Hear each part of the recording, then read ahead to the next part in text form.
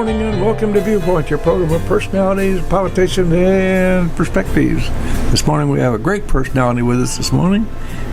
So this morning. All right, and she's a personality as well.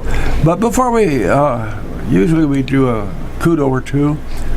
Just this morning I'll pass on a quick word. Friends of John Gazzardo, send him a card.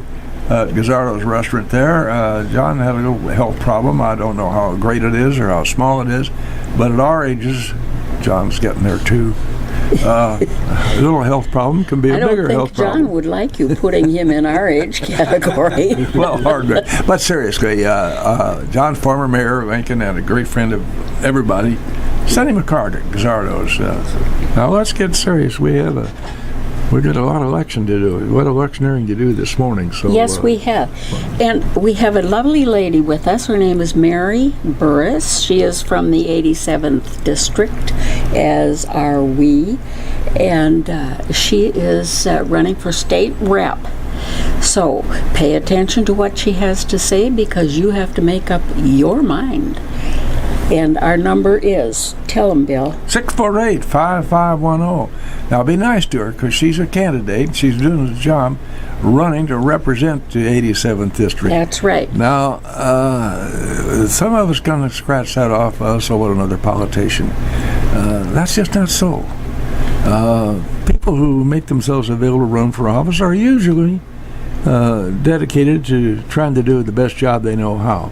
Amen. And you can't ask for any more than that. And we expect that of Mary, don't we, Mary? Absolutely. Yeah, absolutely. We'll get that. Yes. So, you know what I'd like to know from Mary? yes, go ahead. Be nice to her now. Can we just go back a ways and kind of browse through how did you become interested in politics to the extent that you'd run for a state office? Well, first of all, thank you, Bill and Judy, for having me here at the Viewpoint. We're proud to have you. Thank you. I appreciate that. A little bit about myself, why I got involved in politics. I actually, I'm from the state of Missouri. I moved up here in 1975. At that time, it was to follow my big city dreams, and those big city dreams, believe it or not, landed me in Pekin, Illinois. So I'm blessed to have raised my family there. My children still live there. My grandchildren are all there. But as a young mother, I walked into the treasurer's office, Tazewell County Treasurer's office, looking for a job. So I was hired part-time right on the spot. So I just worked my way up to be second in command at the treasurer's office. But there was a treasurer that I had. Starting there, I worked for Democrats, Republicans, males, females. But it was this male treasurer. His name was Dwayne Gray, and he was Mr. Republican in Tazewell County. And I just kept getting more involved and more involved. I listened. I loved what the party was representing. It was my beliefs. So I just got more and more involved. And then in 2010, I ran and became the first female Republican treasurer that Tazewell County has had. It has been a true honor to serve 135,000 constituents in Tazewell County. It is one of the largest downstate counties that Illinois has. And gosh, my office I am so proud of it. It has been run with honesty and integrity. My staff is outstanding. It is a well-oiled machine that runs. We collect about $245 million in property taxes, and then we disperse that to 182 taxing bodies. I am the chief financial officer, the chief investment officer for the county, so I am taking care of every county dollar. Even though there are, your other offices are collecting it first, they bring it to the treasurer to manage and to have it ready to pay pay the bills, to invest if there's extra. So the investment is your job too. Yes, I'm the chief investment officer for the county. Yes. That's a big job. It is a big job. It's pretty tough now. You can't get very good returns now. But And unfortunately, because it's just a big mistake always to tar everybody with the same brush, true. And we think politician,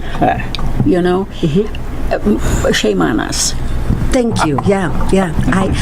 I like I said, I'm just honored to be where I am, serving the people, and I'm not ready to give that up. That's why I'm running for this state rep position.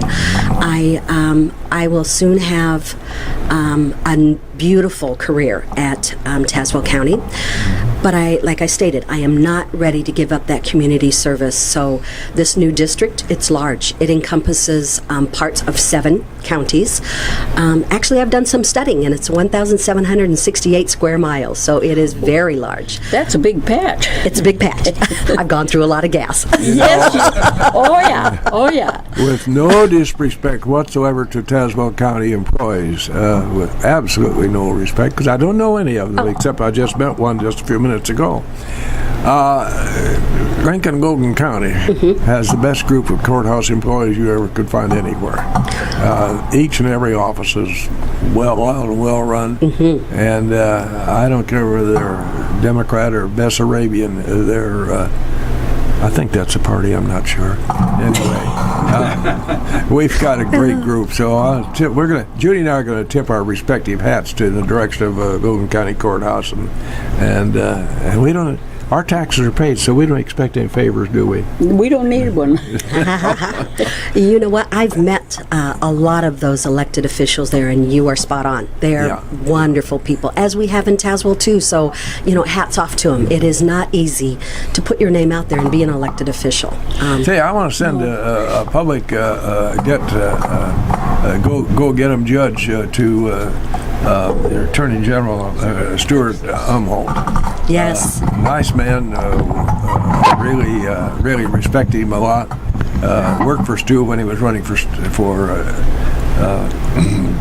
Attorney General, and we knew going in that it was a tough uphill battle. We knew that going in, but he gave it all anyway. So some of my respects and my regards up to Mr. Umholtz up there in Tazewell County. I will certainly do that. Just spoke to him yesterday. He's been an outstanding state's attorney for us, and he will be the same as a judge. I had a gimmick. I rode a bicycle with this sign. He told me that. I put that bicycle in the back of a pickup truck and go somewhere. And one night he says, "You ride all the way from Lincoln, Illinois?" And I said, "I sure did." Never kept right on riding. Never said a word. Love it. Love it. But she couldn't believe that somebody would do that, and I let her believe it. So. Well, Stu still thinks a lot of you, and when I told him about you saying you rode the bike, he's like, he did, with my signs on it. He was everywhere. Okay, how did you and Mr. Butler get acquainted, Mary? Oh, my goodness. So Mrs. Burress, I'm sorry. No, Mary. So I was GOP chair for Tazewell County for 2 terms. And one of my first duties of business was that Rich Brower was the representative at the area at the time, and he stepped down and took a state job, and Tim Butler was one of them that we interviewed. There was 15 that applied, and it was early on very clear that he would make an outstanding representative for us. So, like I said, I was GOP chair. I had a weighted vote along with the other counties that were involved at that time, and we elected him to be our new state representative, appointed him to be our new state representative in the, I believe at that time it was the 87th as well. Yeah. They do change, but so that's how I first met him. And then since then, we've been in many festivals and parades and walking all over this counties. Well, he's like an old pair of overalls. He fits well. You got that right. He's done an outstanding job for us. Yes, he has. He's actually endorsed my candidacy. I'm very honored. Very honored. Good for you. Yeah. The politicians do this word gerrymander That cuts two ways. For instance, we lost a whale of a senator when they had gerrymandered.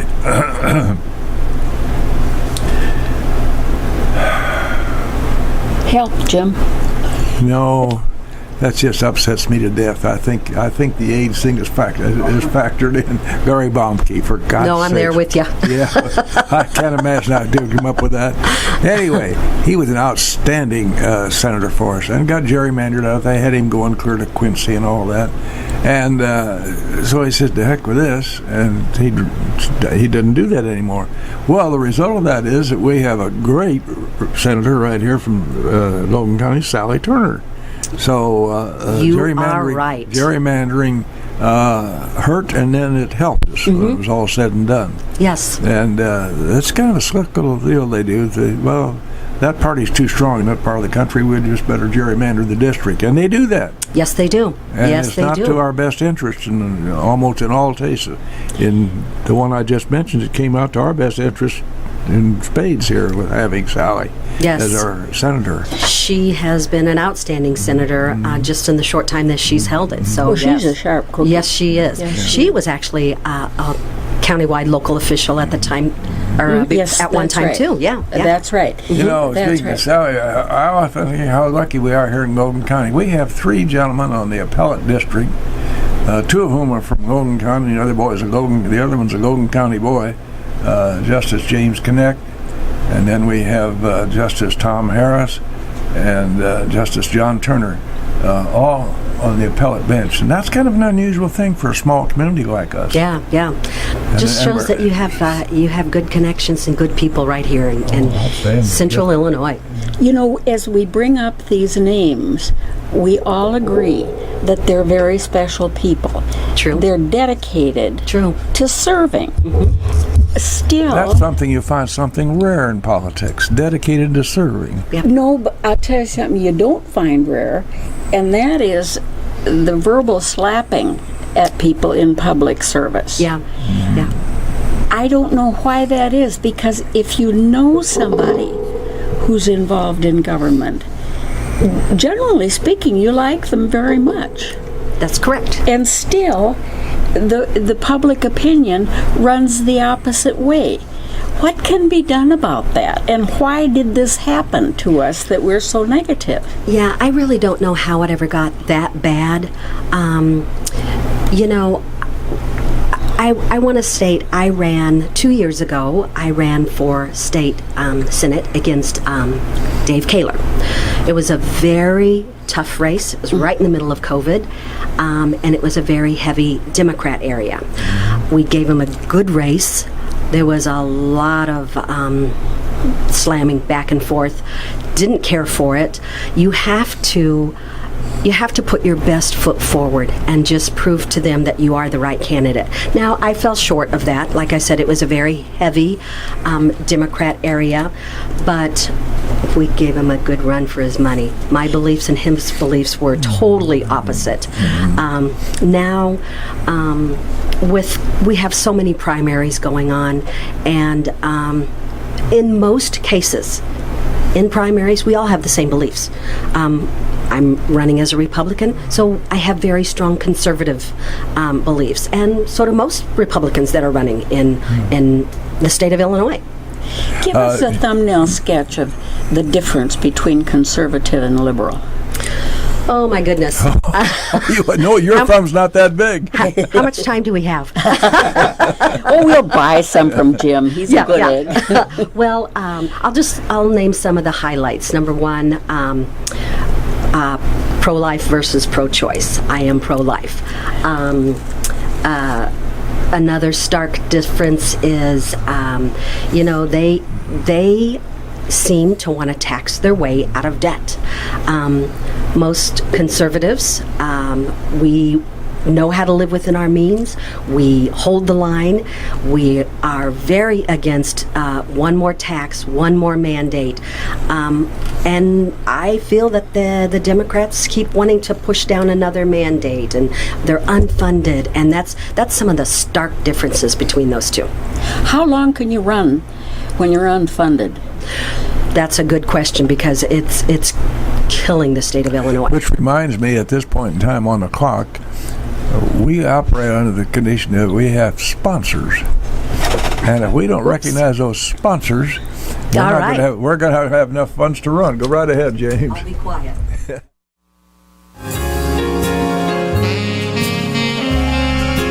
And right back live in the studios here at WLCN, high on Lazy Row, here somewhere around south of Atlanta, Jim's old territory. Welcome back to Viewpoint, your program of personalities, politicians, and perspectives. This morning our guest is a young lady from Morton, Illinois. She's running Pekin, Illinois, actually. But Morton's another town. By the way, it's in there though. As a kid, I remember during the Depression. Now, correct me on this. Well, you're a little too young to know the difference. But during the Depression, my folks impressed upon me that Morton was a town that took care of their own.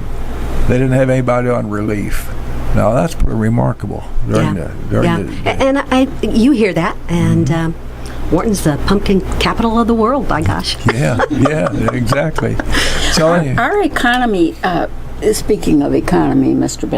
Bill, is in lousy shape. Yes, it is. Do you think that as a local state rep,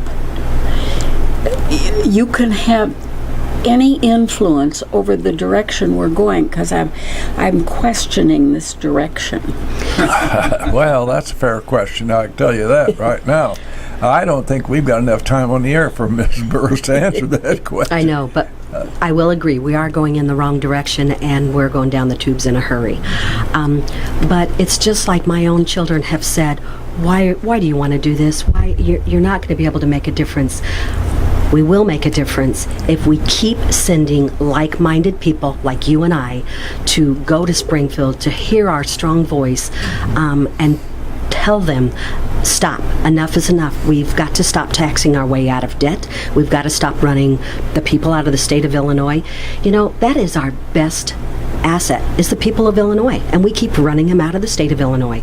We have to stand up and be that strong voice. And if we keep chipping away, don't give up, we will succeed. That's my philosophy. That's what I really feel will happen. Amen and amen. Yeah. It's human nature for us to wish something. If you had your wish and you were seated in the House of Representatives now, is there any particular bill or some subject that you would have in mind that you would like to enact some legislation on, Mrs. Burress? First thing is take some of the executive power away from the governor. I think that he, one man and one man alone, came close to shutting the state of Illinois down with all his executive orders. I understand there's bills out there already, and that would be one of the first things I would support is having some of his executive power taken away from him. He did not let the legislators do their job, and we need to bring it back to the people of Illinois and listen to their voice, not one man. Or I should say a lady, if we ever have a lady governor. Well, there's nothing wrong with that. By the way, is the term Lincoln Developmental Center register with you at all? Does that term mean anything to you? Well, we have here south of town in Lincoln. Mm-hmm. It was called, in the old days. Mental hospital at one time, right? Yes. Can you imagine they used the word feeble-minded? No. Think of that. You can't do that. Well, it was called the school for the quote. That was the phrase of the day. Yeah. Feeble-minded. Isn't that amazing? Yes. So George Ryan who was probably close to maybe that, closed that place as he left us. Goodbye, George. In any event, there sits that wonderful facility out there south of town. No use whatsoever, and deteriorating physically because it's not occupied. Mm-hmm. Somebody is going to have to come up with some idea for that piece of ground at some point in time. So I just mentioned it to you as you campaign about, you might get that question from people in Logan County.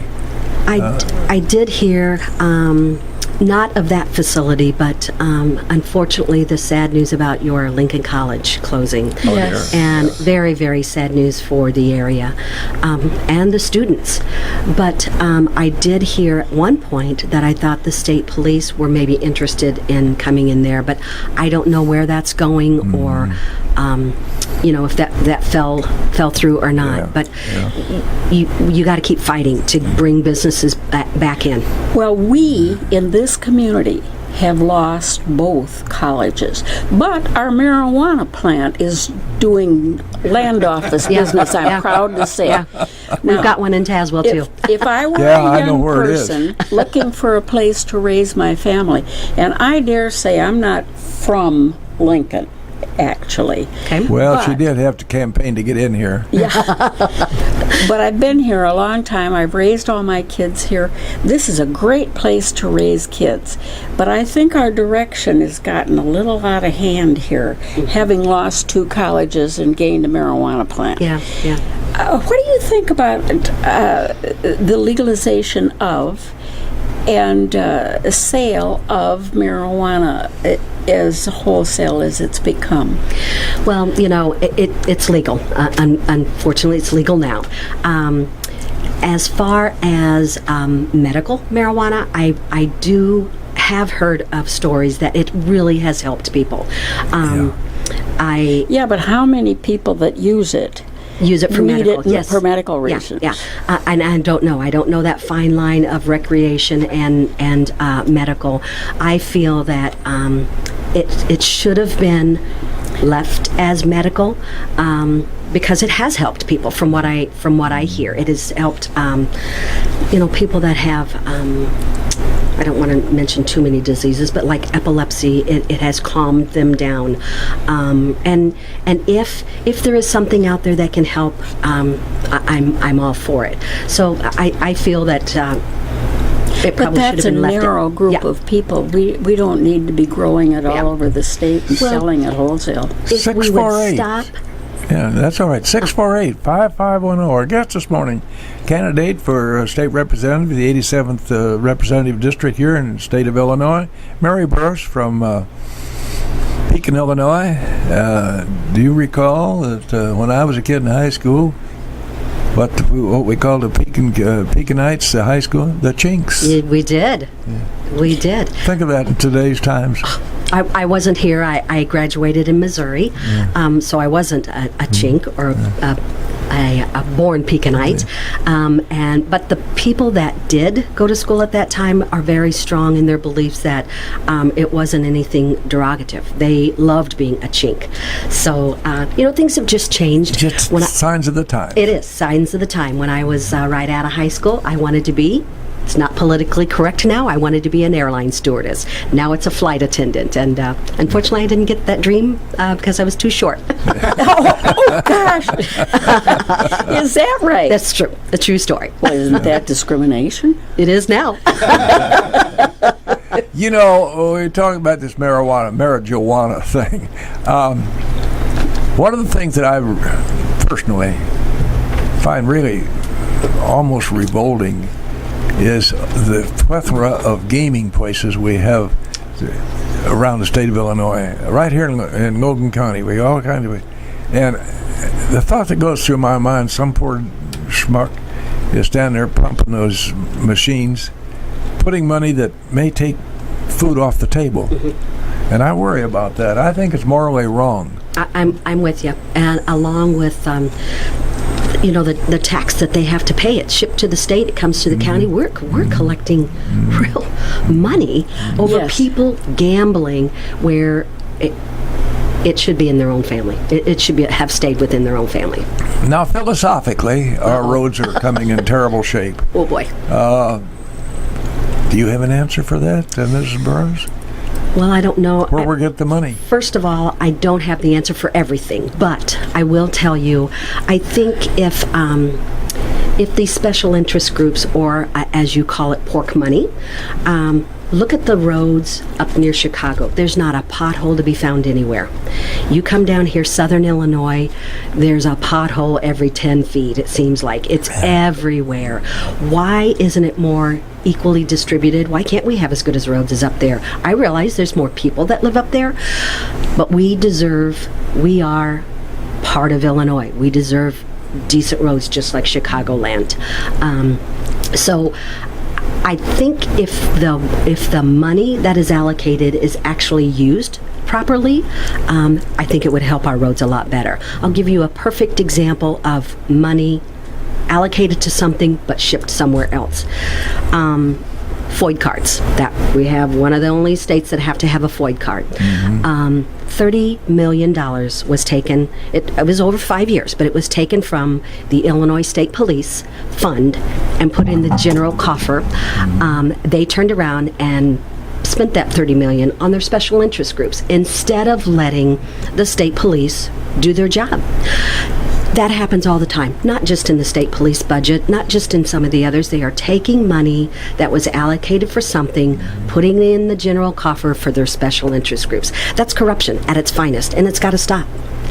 Well, how in the world do you go about nipping that?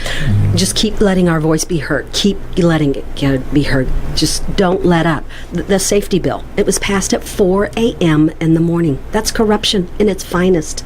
It is harming our beautiful neighborhoods. It's taking safety away from our own backyards. We have to stand up to corruption. Corruption has ruined this state as long as I've lived here, almost 50 years. Yeah, well, if you move here from outside, I'm an outsider. You start hearing all these stories about, it sounds like something from a movie or something. Yeah. Well, in that genre, the laws, they keep gun laws. This old fella thinks that there are enough gun laws on the books now. I'm right with you. Well, what we lack is somebody with enough gumption to enforce those laws. This terrible thing we just saw on TV recently, that idiot threw this lady down the stairway, and apparently we don't have the right facility for it to. He's nuts, and apparently we don't have the right. And some judge, in their infinite lack of wisdom, said $275 a day to him until we find him a right place. That's just so inordinately wrong. It flies in the face of any common sense whatsoever. It does. And back to two things I want to mention. Back to our community's safety. Do you know, as of January, will be, let me see if I'm going to get this exactly right, no bail. So these hardened criminals that are in our jails, they don't have to pay bail to get out. How are we supposed to have control of our safety in our communities?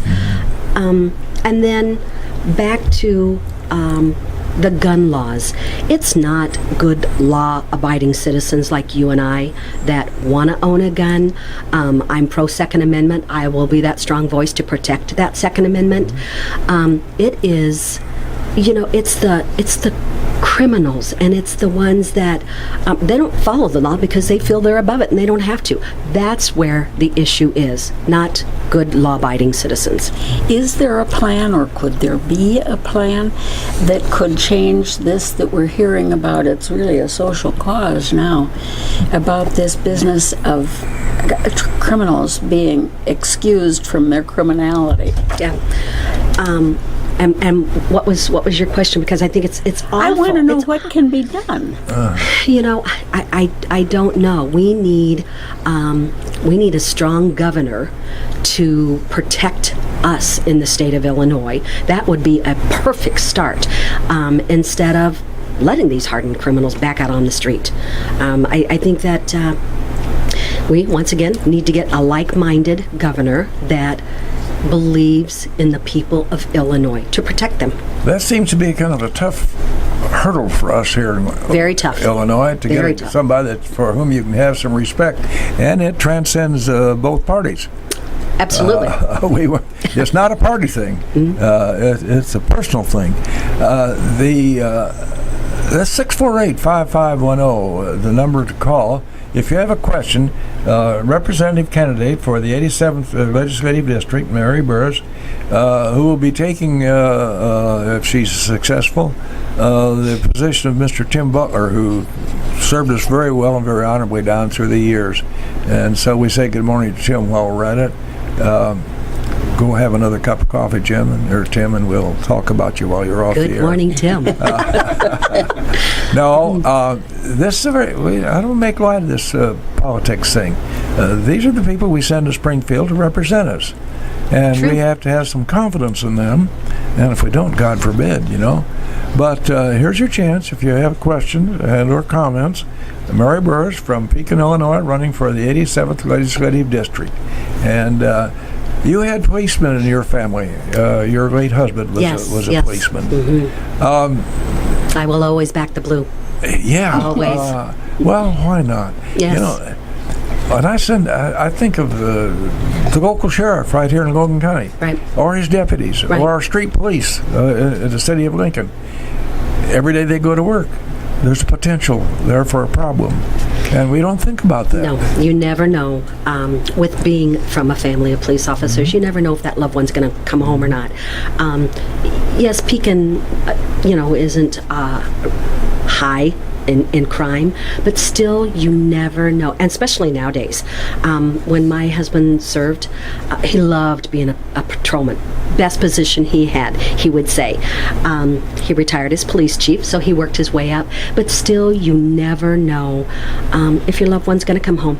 We need to back the blue, protect them, as they have served and protected us all those years. They signed on the dotted line to serve and protect, and there wasn't a moment that my husband did not do that. Not a moment, even when we were out to dinner. But across the board, respect is a very lacking thing. We need to bring respect People back. don't have much respect for one another or themselves. Well, we need to stop demoralizing the police officers. They are there for us, and we need to be there for them now. That's the bottom line. Back in the day, ever so long ago, we did respect policemen Absolutely. very highly. Absolutely. But we've decided against that. Oh, I'll tell you a little thing that happened. I suspect counties all over, particularly the rural counties like Logan County. We had a sheriff, and let's just say, for instance, Dutch Keefe, C.L. Keefe was way back. Okay. And people get to know him pretty well, and they'd slip him a little extra money for his campaign, not personally, for his campaign, and they get a star to carry in their billfold. And so if they got stopped, they'd pull the star out. Pull the star, yeah. I don't know that works nowadays. But that's a different era, and kind of a funny comment on practice, and that was very common. Yeah. From Cairo to Rockford, I'm sure, in every county. Well, yeah, and that's true, and that's just how it was, because you had respect for them, they had respect for you as a law-abiding citizen. We, like I stated, we need to stop demoralizing. Our local sheriff in Tazewell County and the local sheriff here, I've spoke to both of them, they're having a terrible time just getting people to apply. Why? Why is because we are constantly beating up on them instead of protecting them. Yeah. But that's not just a local problem. Absolutely They're not. talking about New York is losing police officers left and right. Yeah.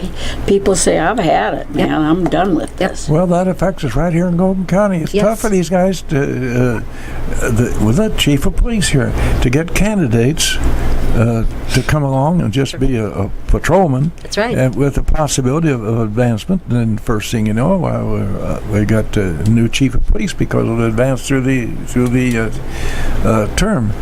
But this is, I'm going to give you a new pencil. It doesn't want to stay in my hand, does it? The respect, and I blame our media a lot for this. I blame our media a great deal for that. I have to agree with you. Now let's get down to serious business, and I think that's serious business too. It by is. the way. It is. taxes. Is there a tax that you would see if you were on the legislative floor to go after to have it voided? Well, first of all, I would not vote for any new tax. We here in the state of Illinois seem to think that that's the way of getting ourselves out of debt, is to tax our way out of debt. Our gasoline tax is one of the highest. I think it is. It's pitiful. We need to try to avoid some of that. Our property taxes are so high here. Most of that is because of unfunded mandates. I know, just being treasurer, the mandates that have come down, and I have to push it out to the taxpayers. So if legislators would only realize what they are voting on before they just push the yes because I'm a Democrat, I think the state would be in a lot better shape if we would just know what we were voting on. We just passed one last year that the county treasurer has to put uncollected tax back on the bill the next year. That raises your taxes. Legislators in Springfield said it would not raise your taxes. They didn't know what they were voting on. Yes, it has to raise your taxes. It has to come from you and I, the taxpayer. Well, they think it's pennies from heaven, I guess. Tree out in the backyard. I don't have one, by the way. Your district, is it difficult to campaign? 87th is a pretty large district. Describe that for us, please, the 87th legislative boundaries. Well, it encompasses 7 counties, which I've been to all of them. Woodford, Tazewell, McLean, DeWitt, Macon, Logan, and a little of Sangamon County. Now, this would be all of Macon County and all of McLean County? No, all of Logan County, most of Tazewell, like most of the city of Pekin is cut out, Sure. and so that's the west side, and Washington is cut out. So it's the center square of Tazewell. Just a sliver of Woodford, a little of McLean, a little of DeWitt, a little of... Don't you wonder how they came... I have no idea how they come up with Well, I think it boggled the mind to sit in a room and see these guys carve up these districts. Yeah. It's crazy, but it's a lot of land. I've been traveling like crazy, just to tell people, to show them that I'm there for them. You know, I stated from day one, I am retiring as a full-time treasurer, and I will be a full-time representative. When you're not in legislation, or when you're not in session, you need to be out talking to your businessmen and women, your farmers, your everyday people, small business, and what can we, the state of Illinois, do for you instead of running you out of the state of Illinois. Like I said, one of our biggest assets are the people, and we just keep running them out of the state. Our farmers too, you know, there's so much land, agriculture in just this 87th district. They can't pick up and leave. They're here feeding us daily, and we keep singing to want to tax them. Sad what we're doing to them. Well, they talk, though, about relieving some of this tax burden. They do. Is it I hope it's true. doable, number one? Yeah. You know, and how do you do it? Yeah. Well, like I said from the very beginning, I'm not going to have all the answers. I don't know all the answers, but send me to Springfield to help find those answers and dig to save this state. We cannot keep going down this path we are. It is ruining our beautiful state. Like I said earlier, too, like-minded people that know how to run a budget, how to not tax their way out of debt. We will eventually turn this state around if we just keep chipping away at the bad apples. And we've got plenty of bad apples here. And one of the main things is corruption. Corruption, some people might not really think it's corruption because it's hidden in such a way. Like I said, bills that are passed at 4 a.m. dress it up to sell it. Absolutely. Bills that are passed, and it wasn't just the safety bill. There's other bills that are passed at 4 a.m. in the morning that are so harmful. What legislator in their right mind, conscious mind, knew everything they were voting on at 4 a.m. in the morning? You can't. Maybe some people that are used to third shifters, but most of our legislators are not used to third shift. Yeah, right. Mrs. Burress, as you campaign in your district, what negative comments? Well, you get a lot of negative comments about politicians. There's no question about that. But is there one particular, or two or three particular comments that you take away from visiting with your voters? Not necessarily negative. When I tell them, when I first started campaigning, I said the 3 C's, that is what I'm standing for, and that is to crime, corruption, our goodness, now I'm just having a that's all right. Our children, our children, our beautiful children, they are our future. There's so many laws that are passed on down. Our teachers can't do their jobs right. All they want to do is take care of our children. We need to bring local control back to our schools for our children. Yes. Our children, they are our future. So, like I stated, crime, corruption, cost of living, and our children. When I'm talking about that, and the Second Amendment is people are very upset that law-abiding citizens, there's even a threat that you would take their guns away from them. That's probably one of the highest ones out there that I hear. One of the highest hot spots. Going back, though, historically, that's always been an issue. Absolutely. And there are 2 sides to that question. There are people who have guns who mustn't. That part might very well be true. Yes. Now there's the ghost law out there for guns, and now there's the safety red flag law out there that, is the red flag really harming or helping someone? Don't know. They're pushing it big, though. Is there a particular? Oh my goodness! Go here's the clock. The old clock keeps running around. It does, doesn't it? Yeah. We've had a great time. So before I ask a question, I pass the baton back to Mrs. Burress. Would you like to sum up your candidacy for the next 30 seconds or so? Well, once again, thank you for having me here on the Viewpoint. I think I want people to take 2 things away from it. Number one, I have served the community for a long time. Not just me, my family, my late husband. Being a police officer, we are all about community service. And Bob and I had almost 3 weeks shy of 30 years together serving that community. Him as an officer, me as an elected official, or just working in the office where you are taking care of the taxpayers of Tazewell County. That, and to realize, that's my first one, is my community service. Second one is I will listen and I will be there as a full-time representative for you. I can't push that enough, that I will be there for the constituents of the 87th District.